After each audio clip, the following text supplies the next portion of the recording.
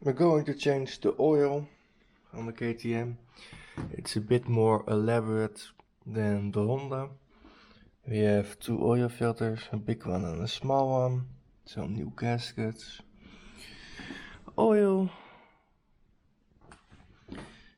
and you need to bleed the frame of oil because there's oil in the crankcase and in the frame itself.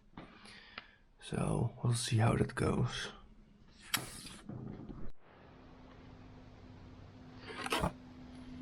Took these two bolts out. You don't want to take out the bolt that's for the imbus. I'll show it on the screen what's it in English, because that is for the oil bypass filter or something. So only take out those two.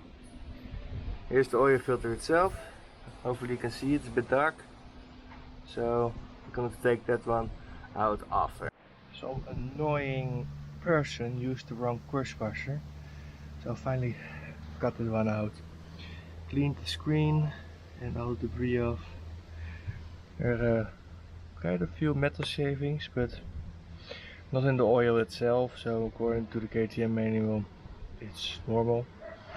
So we'll go buy that.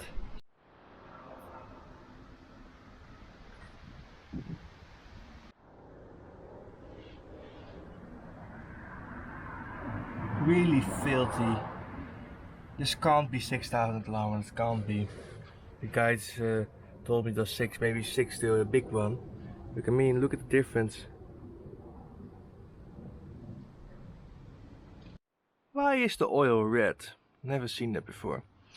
Maybe because it's full synthetic and they give it a color or something. 15W50 is what I should have run on the bike in hotter climates.